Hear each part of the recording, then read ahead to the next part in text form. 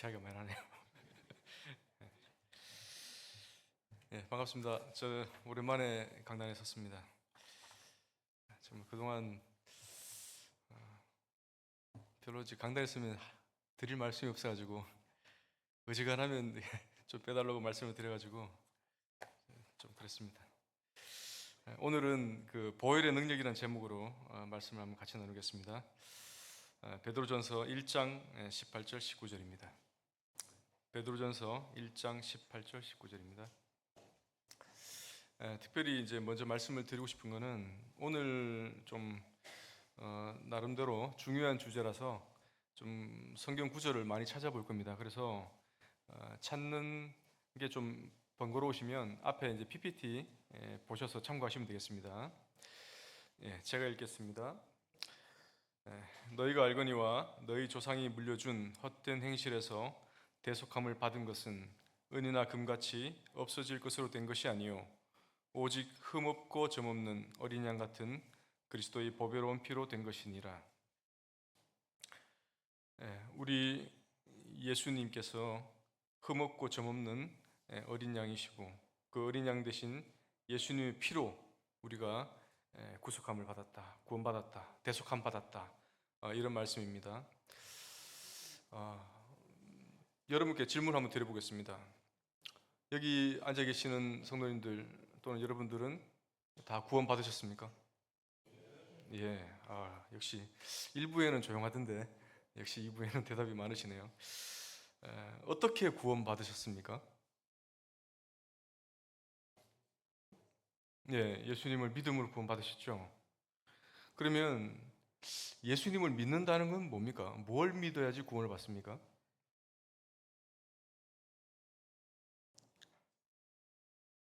예, 뭐 대표적으로 성경에서 나오는 말씀 중에는 그렇습니다. 예수님의 죽으심과 예수님의 부활을 믿으면 됩니다.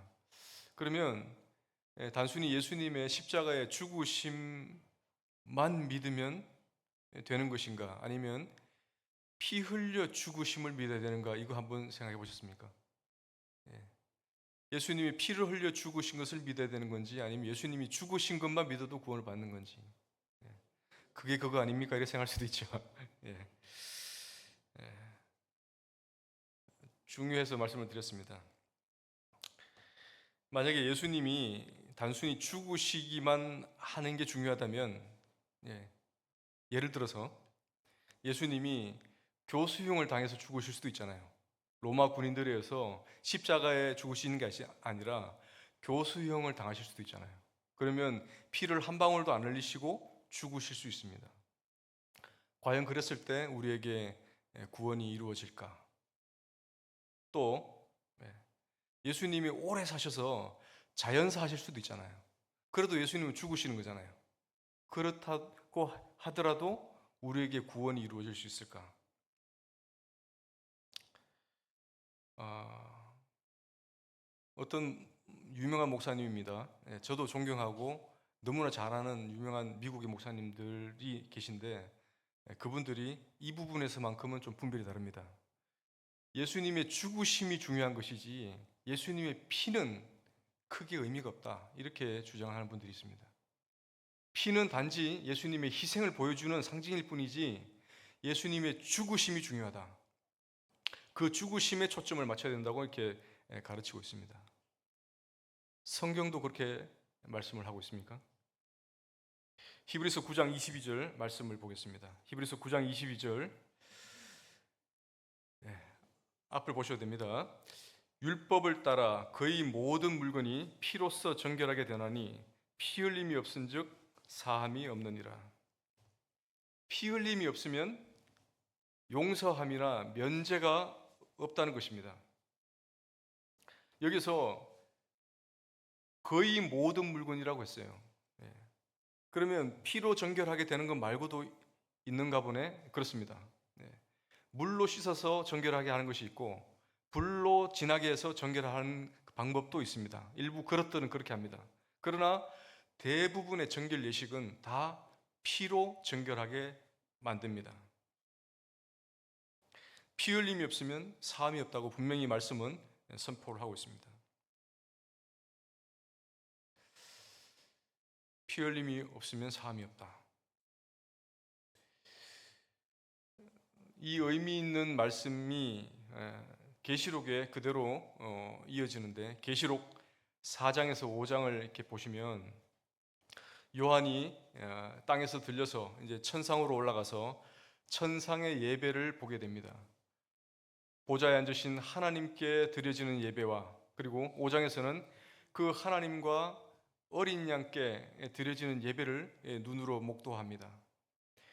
무수히 많은, 셀 수 없이 많은 모든 피조물이 보좌에 앉으신 이와 그 어린 양께 찬송과 존귀와 영광과 권세를 세세토록 있기를 원합니다라는 그런 찬양을 드리면서 예배를 드립니다. 여기에 예배의 대상은 하나님이시고 예수님이라고 나와야 되는데 예수님이 아니고 어린 양이라고 표현되어 있습니다. 왜 어린 양일까요? 왜 예수님은 그냥 예수님이라고 말씀하시지 않고 죽임을 당한 어린 양으로 등장을 하시는 것입니까? 그래서 성경에 있는 이 어린 양의 역할, 어린 양이 뭘 했는가를 알면 예수님의 사역이나 이런 것들도 잘 이해할 수 있겠죠. 그래서 성경에 나와 있는 그 어린 양에 대해서 한번 살펴보도록 하겠습니다. 예수님을 예표하는 여러 예가 있는데 그 중에서 대표적으로 예수님은 하나님의 어린 양으로 묘사가 되어 있습니다.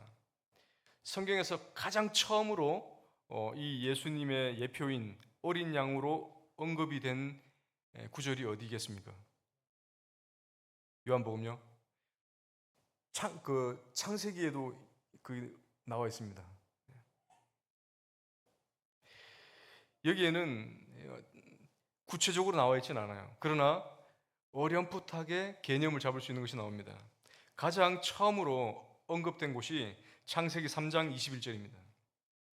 창세기 3장 21절에 보면 여호와 하나님이 아담과 그의 아내를 위하여 가죽옷을 지어 입히시니라. 아담과 하와가 선악과를 따먹고 범죄한 이후에 하나님이 그들을 부르셔서 그동안에는 부끄러워서 그 무화과 나무 잎으로 막 옷을 가렸잖아요. 옷을 만들어서 가려 입은 그걸 보고 하나님께서 직접 이 아담과 하와에게 가죽옷을 지어 입히시는 장면이 나옵니다. 이때 이 동물이, 이 짐승이, 죽은 짐승이 뭔지가 나와 있지 않아요. 구체적으로 나와 있지 않습니다. 도대체 이 짐승은 어떤 동물이었을까? 그러나 그 이후에 나오는 4장에서 아벨의 제사를 통해서 우리는 힌트를 얻을 수가 있습니다. 창세기 4장 3절의 4절입니다. 세월이 지난 후에 가인은 땅의 소산으로 제물을 삼아 여호와께 드렸고 아벨은 자기도 양의 첫 새끼와 그 기름으로 드렸더니 여호와께서 아벨과 그의 제물은 받으셨으나, 하나님께 두 명의 사람이 예배를 드립니다. 가인과 아벨이 하나님께 제사를 드렸는데 가인은 땅의 소산으로, 아벨은 양의 첫 새끼와 그 기름으로 드렸습니다. 이랬을 때 아벨과 그의 제물을 받으셨다고 되어 있어요. 이때 받으셨다는 이 원어의 뜻은 하나님께서 관심을 가지시고 보셨다는 겁니다. 이 제사를 드리는 그 장면을 하나님께서 관심을 가시고 유심히 보셨다는 거예요. 가인의 제사는 아예 거들떠 보지도 않으시고 아벨의 제사에는 주목해서 보셨다는 겁니다. 이 아벨의 제사가 어떠한 것이었는가를 히브리서에 와서 구체적으로 평가를 해줍니다. 히브리서 11장 4절입니다. 믿음으로 아벨은 가인보다 더 나은 제사를 하나님께 드림으로 의로운 자라 하시는 증거를 얻었으니 하나님이 그 예물에 대하여 증언하심이라. 그가 죽었으나 그 믿음으로써 지금도 말하느니라. 하나님이 그 예물에 대해서 증언하신다는 겁니다. 하나님이 아벨이 드린 그 예물에 대해서 그 예물이 옳았다고 인정해 주시는 겁니다. 그리고 아벨의 그 예배가, 그 제사가 의로운 행위였다고 인정을 해 주시는 거라는 겁니다. 여기서 우리가 이제 정리할 수가 있는 것이죠. 아담과 하와의 범죄로 인해서 에덴 동산에 쫓겨나고 그 이후에 모진 세월 가운데 가인도 낳고 아벨도 낳았습니다. 똑같이 이 아들들에게 자신들의 에덴 동산에서의 삶과 그 다음에 하나님께 어떻게 쫓겨났는지, 그리고 하나님께 나아가기 위해서 어떠한 짐승이 어떻게 죽었는지까지 얘기 들었을 것입니다. 가인은 그것을 귀등으로 들었는 것 같아요. 그러나 아벨은 그것을 깊이 생각하고 거기에 하나님이 기뻐하시는 것이 과연 뭘까? 하나님이 기뻐하시는 제사가 무엇일까를 고민했던 것 같습니다. 아담과 하와가 하나님께 나와서 받아들여짐을 받고 용서함을 받을 수 있었던 것은 짐승의 죽음이 있었기 때문에 그렇습니다. 피 흘려 죽음이 있었기 때문에 하나님께서 그들을 받아주신 것입니다. 그것을 그대로 아벨에게도 전달을 했고, 이 아벨은 그것을 믿음의 행위로 드렸다는 것입니다. 양을 드림으로써, 양의 희생을 드림으로써 하나님께 나아가고자 했다. 여기서 이제 우리가 알 수 있는 원리들이 세 가지가 나옵니다. 단순히 창세기 3장 21절은 하나님께서 그들에게 가죽옷을 지어 입혔다고 나와 있지만 그 가운데 세 가지의 원리를 발견할 수가 있습니다. 첫 번째로 구원은 하나님으로부터 나온다는 것입니다. 인간이 아무리 노력을 하고 아무리 가린다고 해도 그 죄를 가릴 수는 없었어요. 아무리 그리고 인간이 하나님께 나아가려고 해도 이 죄 때문에 하나님께 더 이상 가까이 나아갈 수가 없었어요. 숨을 수밖에 없었어요. 그러나 하나님 편에서 구원의 길을 제시하셨기 때문에 인간은 하나님께 나아갈 수 있었다는 것입니다. 직접 하나님이 구원의 길을 제시해 주셨다. 두 번째로 구원은 죄와 무관한 대속물의 죽음을 요구합니다. 죄와 아무 상관이 없었던 어떤 한 동물이 그들의 죄, 아담과 하와의 죄를 위해서 죽었습니다. 피를 흘려 죽었습니다. 세 번째도 역시 이 대속물의 죽음은 반드시 피 흘림을 요구한다는 것입니다. 아벨의 제사를 통해서 알 수가 있죠. 성경 해석의 원리 가운데 첫 언급의 법칙 또는 첫 언급의 원칙이라는 게 있습니다. 성경에 처음으로 어떤 단어가 등장하거나 처음으로 어떤 사건이 등장할 때 거기에는 어떤 특별한 원리가 있다는 것입니다. 그리고 그 원리가 점점점 뒤로 갈수록 확대되어서 전체적인 어떤 흐름과 연관성을 가진다는 것입니다. 단순히 가죽옷을 지어 입히신 것이 아니라 그 가죽옷에는 바로 이러한 구원의 어떤 계획이, 하나님의 계획이 들어 있었다는 것입니다.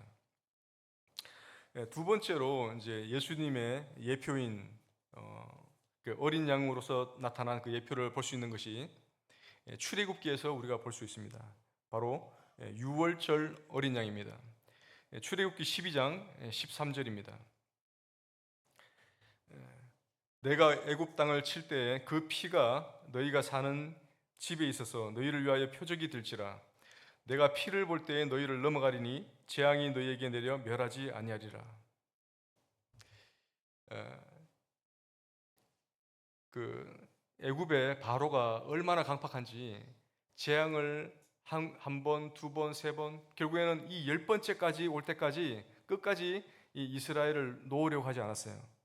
드디어 하나님께서는 마지막 재앙을 내리실 준비를 하고 계십니다. 이것이 바로 10번째 재앙인 장자 재앙입니다.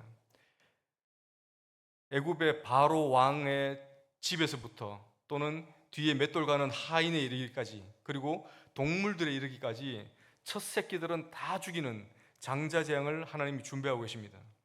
그리고 이 이스라엘에게 명령하십니다. 너희들은 가족의 수대로 양을 잡아서 그 양의 피를 문 인방과 설주에 발라라.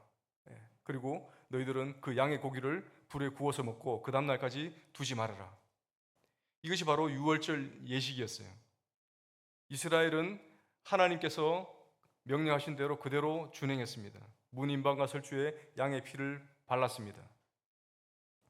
여기에 다시 한번 질문을 드려보겠습니다. 만약에 처음에 제가 언급했던 그 목사님들처럼 죽음이 중요하지 피가 중요하지 않다라고 생각을 하고 하나님이 양을 잡아라고 그랬지 굳이 뭐 피까지 바를 필요가 있겠느냐, 그래서 양만 죽여서 양을 먹었다고 쳤을 때, 그리고 문에 피를 바르지 않았을 때 과연 죽음의 사자가 그래도 봐줬을까요?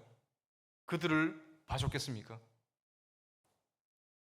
하나님께서 분명히 피를 바르라고 하셨고 그 양의 고기를 먹으라고 하셨습니다. 하나님께서 명령하신 그대로 지켜 행했을 때 그들은 구원을 받았을 것입니다. 이 피 흘림과 피를 바르는 것, 이것이 그만큼 중요했기 때문에 하나님께서 명령을 하셨다는 것입니다.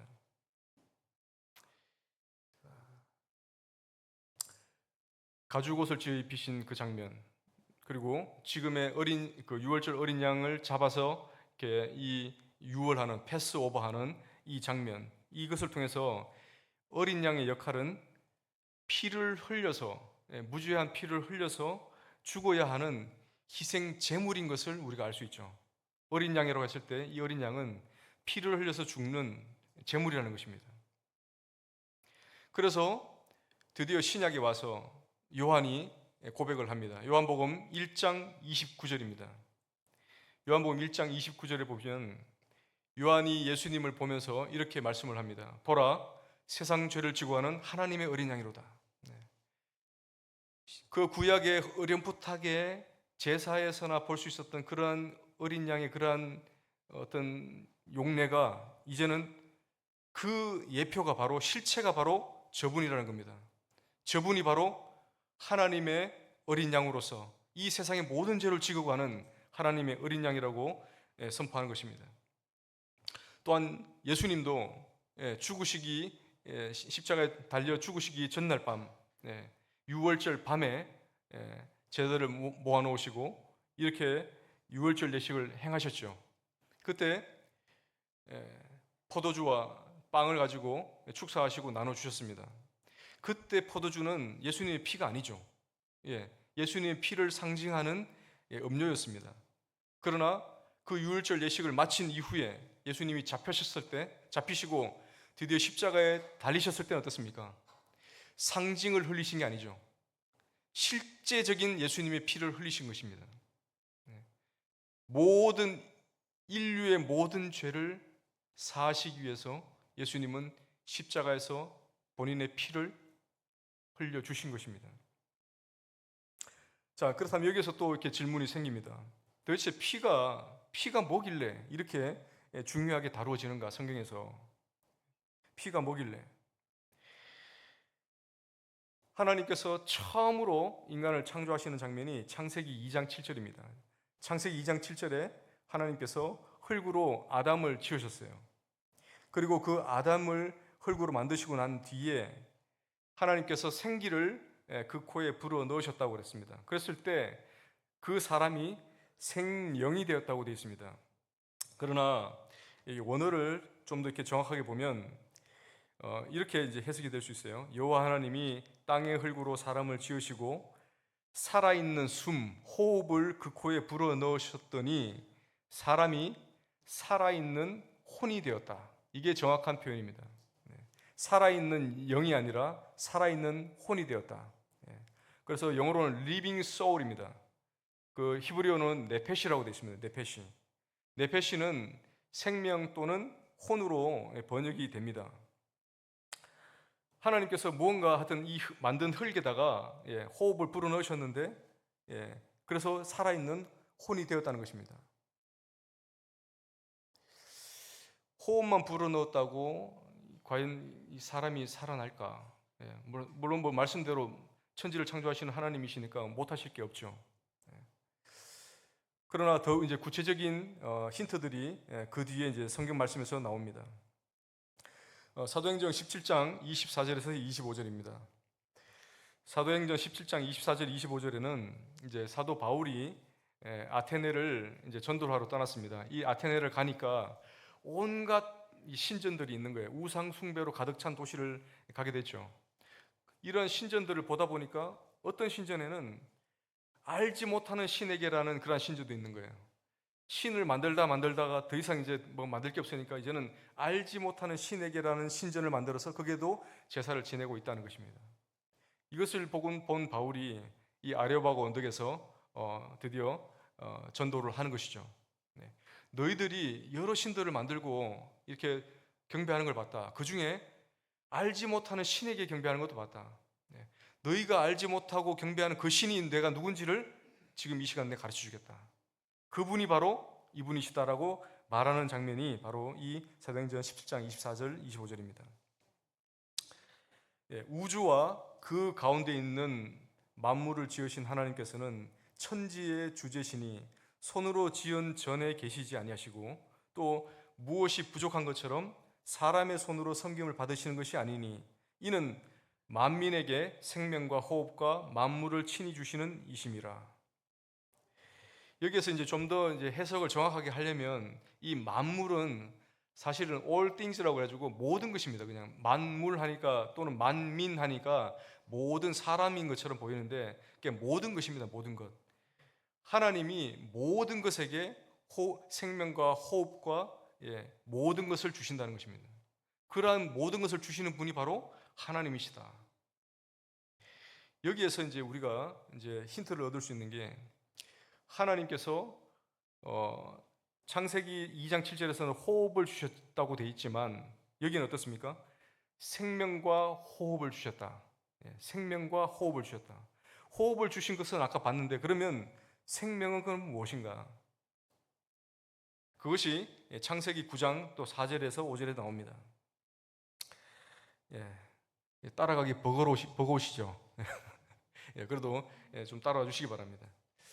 창세기 9장 4절에서 5절에 보면 이때 이제 노아가 그 노아 홍수가 마치고 이제 노아의 가족들이 방주에서 내렸습니다. 내려서 내리자마자 어떤 현상이 생겼냐면 이제는 지구 자체가 축도 틀려버렸고 지구 자체가 엄청나게 살기 척박한 환경으로 바뀌어 버렸어요. 그런 상황을 보시고 하나님께서 처음으로 이제 인간에게 육식을 허용하시는 장면이 나옵니다. 그전에는 육식을 허용하신 그 기록이 없습니다. 그러나 이때 처음으로 인간에게 육식을 허용하시는 거예요. 그때 한 가지 금하신 게 있어요. 피째 그 육식을 먹지 말아라는 겁니다. 고기를 다 먹는 건 좋은데 피를 먹지 말아라. 그렇게 하시면서 말씀하시는 것이 고기를 그 생명되는 피째 먹지 말 것이니라. 생명되는 피라고 했죠. 피는 곧 생명이라는 것입니다. 이때 생명이 어떤 단어가 쓰였냐면 아까 우리가 혼이라고 번역했던 네페시입니다. 똑같은 단어예요. 그래서 이런 등식이 성립합니다. 육체의 생명 이퀄 피 이퀄 혼.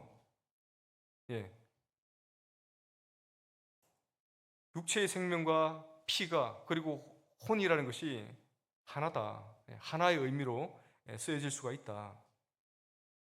그리고 마지막으로 이제 에스겔서 18장 20절에 보면 범죄하는 그 영혼은 죽는다고 되어 있습니다. 범죄하는 영혼은 죽는다. 이때 영혼은 네페시입니다. 범죄하는 혼은 죽어요. 다시 말해서 범죄하는 생명은 죽는 것입니다. 범죄하는 피는 죽는 것입니다. 아버지 때문에 아들이 죽는 것이 아니고 아들 때문에 아버지가 죽는 것이 아니고 각자 자기의 죄 때문에 죽는 것입니다. 이 내용의 결론을 내리면 이렇습니다. 인간에게 한 번 죽는 것은 정해졌어요. 왜 그렇습니까? 아담의 선악과 사건으로 인해서 먹으면 정령 죽으리라고 하신 그 말씀 그대로 인간은 죽게 돼 있습니다. 그리고 그 후에는 심판을 받게 돼 있습니다. 아담을 통해서 모든 인류가 나왔죠. 여기 지금 앉아 계신 성도님들 중에 아담의 자손이 아닌 사람이 누가 있을까요? 심지어 아프리카의 어떤 작은 부족의 원주민이라 할지라도 또는 아마존 정글의 이름 모를 부족이라 할지라도 그들 역시 동일하게 아담의 후손입니다. 모든 사람들이 아담으로부터 나왔습니다. 아담으로부터 어떤 것을 또한 유전받았을까요? 사망을 유전받게 되었습니다. 아담이 선악과를 먹었는데 우리가 죽게 돼 있어요. 왜 그렇습니까? 죄의 유전이 계속해서 이어져 온 것입니다. 모든 사람은 죄로 말미암아 죽는 것입니다. 우리의 이웃이, 우리의 가족이, 또 우리의 친구가 죽는 이유가 무엇입니까? 죄 때문에 죽는 것입니다. 그 죄는 아까 우리가 보았듯이 혈통을 타고 오는 것입니다. 인간의 혈통을 타고 계속해서 유전이 되는 것입니다. 내가 비록 죄를 안 짓는다 하더라도 내 피 속에는 죄성이 들어있어서 언젠가는 그 죄성이 죄의 열매를 드러내게 되어 있습니다. 인간에게 이 죄성을 끊어낼 만한, 이 죄를 끊어낼 만한 어떠한 해결책도 있을 수가 없어요. 왜 그렇습니까? 죄악을 가지고 있는 범죄한 인간이 또 다른 범죄한 인간을 구원한다는 것 자체가 불가능하죠. 내 죄의 죄값을 치르기도 바빠요. 내가 어떻게 남을 위해서 죽을 수가 있단 말입니까? 이 천지 만물 가운데 우리를, 이 인간을 구원할 수 있는 또 다른 존재가 있을까? 천사는 우리보다 우월하죠. 그런데 천사는 영적인 존재이기 때문에 죄는 없다 할지라도 피가 없어요. 피 흘림이 없으면 사함이 없다고 했는데 천사는 아무리 죽어주려고 해도 죽을 수도 없을 뿐더러 피도 없어요. 동물은 피는 있습니다. 죄는 없어요. 피는 있어요. 그러나 인간의 가치를 능가할 만한 가치가 없어요. 그렇기 때문에 죄를 지을 때마다 짐승을 끌고 와서 죽였던 것입니다. 죄를 범죄할 때마다 한 개씩 한 개씩 범죄할 때마다 끌고 와서 안수하고 자기가 직접 죽였습니다. 인간의 편에서는 이 죄를 해결할 수 있는 방법이 전혀 없기 때문에 결국에는 하나님이 개입하시는 것입니다. 아까 제가 왜 첫 언급의 원칙을 말씀드렸냐면 뭐라고 그랬습니까? 구원은 하나님으로부터 나오는 겁니다. 인간의 어떠한 노력으로도 구원에 도달할 수가 없는 거예요. 인간의 어떠한 방법을 동원해도 어쩔 수가 없는 것입니다. 오직 구원은 하나님으로부터 나오기 때문에 그렇습니다.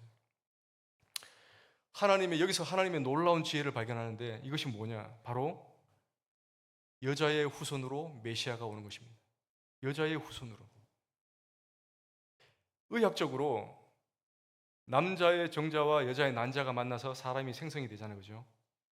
이때 남자의 정자를 씨라고 합니다. 이 씨가 없으면 난자 같은 경우는 무정란 달걀 보셨잖아요.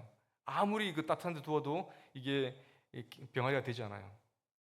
정자와 난자의 만남을 통해서 이게 수정이 되어서 태아가 생기게 되는데 하나님께서 이 죄의 유전을 거기서 끊으신 겁니다.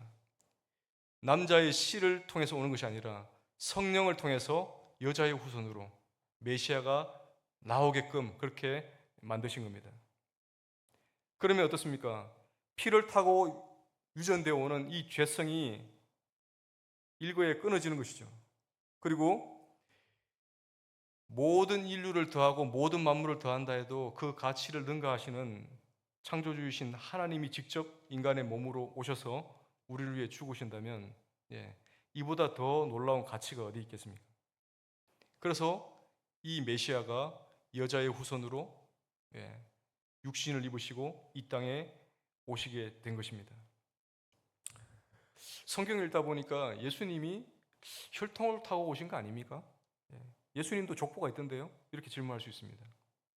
마태복음 1장에 예수님의 족보가 나옵니다. 그리고 누가복음 3장에 예수님의 족보가 나옵니다. 마태복음의 족보는 어떻게 보면 예수님의 법적인 아버지죠. 요셉의 어떤 계보를 나타냅니다. 아브라함부터 다윗을 통해서 그리고 요셉에 이르기까지 이 왕가의 계보를 이렇게 말씀을 하고 있습니다. 이것을 통해서 알 수 있는 것은 예수님은 합법적으로 왕손으로 오셨다는 겁니다. 왕가의 자손으로, 다윗의 자손으로 오신 분이 확실하다. 그렇죠? 두 번째로 누가복음의 족보는 아무리 찾아봐도 누식고 찾아봐도 이 마리아가 없어요. 요셉밖에 없습니다. 그런데 이 헬리라는 사람이 유대 전승에 의하면 이 헬리라는 사람이 바로 마리아의 아버지였어요. 마리아의 아버지였는데 아들이 없다 보니 이 사위인 요셉이 아들로 등재가 된 겁니다. 유대인들은 이게 유산 상속을 위해서 그렇게 하는 것들 있잖아요. 그래서 요셉이 거기에 등장하는 것입니다. 사실은 이 누가복음의 족보는 마리아의 족보입니다. 그래도 역시 마리아의 족보임에도 불구하고 어떻습니까? 하나님께까지 거슬러 올라가는 그러한 합법적인 그러한 족보를 타고 예수님이 이 땅에 오셨다. 그러나 이것을 볼 때 예수님은 분명히 여자의 후손으로 오셨다는 것을 알 수가 있는 것이죠. 자, 남자의 씨를 빌리지 않고서 잉태됐다는까지는 이해가 인정을 하실 수 있어요. 그러나 그래도 혈통적으로 범죄한 인간인 마리아는 반틈을 받은 거 아니냐 이렇게 말씀하셨잖아요. 마리아의 그런 영향은 반은 받지 않았느냐 예수님이. 최근 들어서 이제 의학이 발달하다 보니까 이 태아가 발생하고 또 혈액이 어떻게 생성되는지를 연구하다 보니 놀라운 사실을 알게 됐습니다. 태아의 혈액이 생성될 때 저는 생각할 때 상식적으로 태출을 통해서 엄마하고 연결된 줄 알았어요. 그런데 태출하고 태아의 피와 엄마의 피가 연결된 게 아닙니다. 태아의 피는 태아가 형성되면서 태아 안에서 생성이 됩니다. 엄마의 피와 단 한 방울도 섞이지가 않아요. 그래서 온전히 이 태아의 피는 태아 안에서만 생성이 되어서 이게 이렇게 분열해서 이제 자라게 되는 것입니다. 다시 말해서 예수님은 인간 남자의 씨를 빌어서 온 것도 아니고 또 어떤 타락한 여자의 어떤 피를 단 한 방울도 섞이지 않은 순수한 혈통으로 무죄한 피로 이 땅에 오셨다는 것입니다. 그래 무죄한 피로 오셔야지만 그 피로 이 죄 많은 인류들을 구원하실 수 있는 것이죠.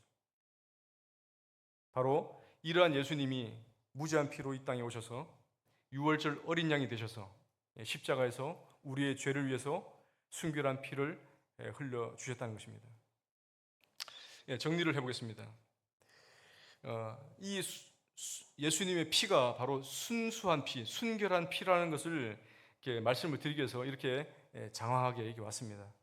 자, 그러면 이 보혈의 이 예수님의 피가 어떤 능력을 가지고 있느냐? 히브리서 9장 11절에서 14절입니다. 이 보혈의 능력은 하나님께 담대히 나아갈 수 있는 그러한 담대함을 줍니다. 여기 이제 단 읽지 않고 중간쯤 보면 염소와 황소의 피와 및 암송아지의 죄를 부정한 자에게 뿌려 그 육체를 정결하게 하여 거룩하게 하거든 하물며 영원하신 성령으로 말미암아 흠없는 자기를 하나님께 드린 그리스도의 피가 어찌 너희 양심을 죽은 행실에서 깨끗하게 하고 살아계신 하나님을 섬기게 하지 못하겠느냐. 제사예법에 의하면 구약 율법에 의하면 황소의 피, 암송아지의 이런 것을 불에 태워서 이 죄를 뿌리는 것만으로도 속죄를 했습니다. 동물을 태워서 뿌린 죄도 속죄하는 효력이 있는데 하물며 하나님의 아들이신 예수님의 피가 우리를 그렇게 하나님을 섬기게 하지 못하겠냐는 것입니다. 충분히 하실 수 있는 거죠. 얼마든지 담대히 하나님께 나아갈 수 있는 그러한 효력을 가진 것이 바로 예수님의 피라는 것입니다. 두 번째, 이제 우리가 처음에 봤던 베드로전서 1장 18절 처음 읽었던 그 말씀인데, 오직 점없고 흠없는 어린 양 같은 그리스도의 보배로운 피 때문에 우리가 대속함을 받았다는 것입니다.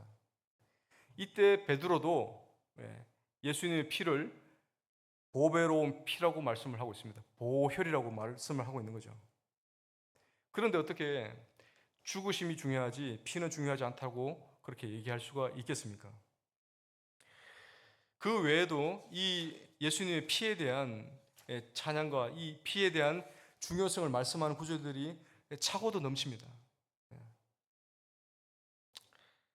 그렇다면 이 예수님의 이 놀라운 피가 나와 어떻게 상관이 있으며 이 피가 어떻게 나에게 효력을 발생할 수 있게 하겠습니까? 이게 결론이지 않습니까? 이 피가 아무리 거룩한 피고 순결한 피고 한다 하더라도 이것이 나와 상관이 있어야 되잖아요. 이것이 나의 죄를 씻어줄 수가 있어야 되잖아요. 하나님은 굉장히 상식적인 분입니다. 그리고 하나님은 굉장히 단순하게 우리에게 가르쳐 주십니다. 여러분이 만약에 몸에 병이 걸렸어요. 그래서 몸이 아파요. 그러면 어디를 갑니까? 의사를 찾아갑니다. 여러분의 차가 고장이 났어요. 역시 카 닥터에게 갑니다. 그죠? 또 다른 표현으로 여러분이 배가 고파요. 뭘 사 먹고 싶어요. 어디를 갑니까? 음식점을 가게 되어 있습니다. 마찬가지로 상식적으로 여러분이 죄사함을 받고 여러분들이 용서함을 받기 위해서는 이 죄를 사하실 수 있고 용서할 수 있는 분을 찾아가야 되는 것이죠. 그것이 바로 이렇게 장황하게 설명해드린 바로 예수님이라는 겁니다. 예수님께 가서 제가 뭘 해야 됩니까? 아주 단순합니다. 아주 단순합니다. 만약에 구원의 문턱이 높았다면 구원의 문턱이 학벌이 어느 정도 돼야 되고 또 학식이 어느 정도 돼야 되고 또 재산이 어느 정도 돼야 된다면 여기에 그 문턱을 넘지 못할 분들이 많을 것입니다. 그러나 하나님은 그 문턱이 아예 없도록 구원의 문턱을 아예 없애버리셨습니다. 누구든지 오라. 누구든지 목마른 자는 와라. 누구든지 그 피가 필요한 사람들은 나에게 오라고 말씀하시는 겁니다. 그 피를 믿음으로 받아들이는 사람이 구원을 받는 것이죠. 유월절 어린 양의 피가 문에 발려졌을 때 죽음의 사자가 지나갔던 것처럼 예수 그리스도의 피를 믿고 의지하면 구원을 받는 것입니다. 인간의 생명에 관해서, 인간의 생존에 관해서만큼은 하나님이 모든 걸 다 공짜로 주셨어요. 인간의 생존에 관해서만큼은. 그래서 인간이 살기 위해서 공기가 필요하고 물이 필요하고 햇빛이 필요하고 이 모든 것들은 하나님께서 값없이 거저 주셨습니다. 마찬가지로 인간이 생명을 얻기 위해서 필요한 이 구원도 역시 하나님은 값없이 거저 우리에게 열어주신 것입니다. 사람들은 오해합니다. 너무 싸니까 의심해요. 뭐 있는 거 아닌가? 뭐라도 드려야 되지 않나? 아닙니다. 여러분들이 드릴 것은 아무것도 없습니다. 단지 그것을 믿음으로 받아들이면 되는 것입니다.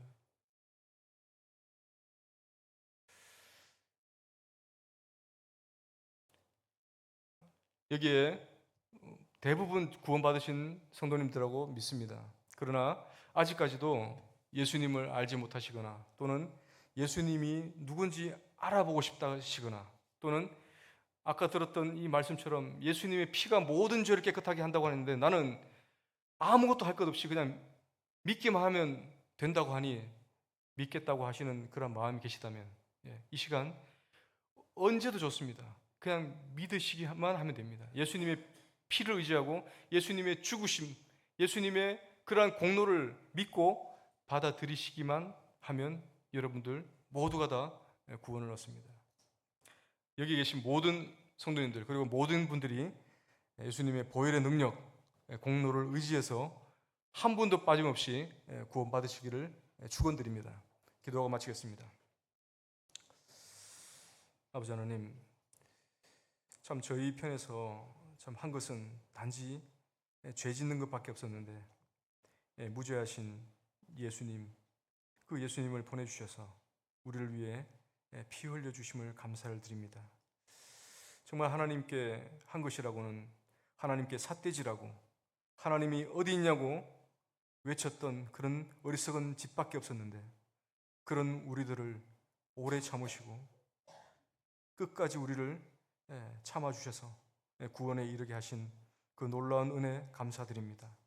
우리를 위해 희생을 당하시고 또 십자가에서 그 고통의 피를 흘려주신 우리 어린 양 되신 예수님을 찬양드립니다. 하나님과 그 하나님 옆에 계신 그 예수 그리스도 하나님의 어린 양 되신 예수님께 모든 존귀와 영광과 근세와 능력이 세세 무궁토록 있기를 바랍니다. 존귀하신 예수님 이름으로 기도드렸습니다. 아멘.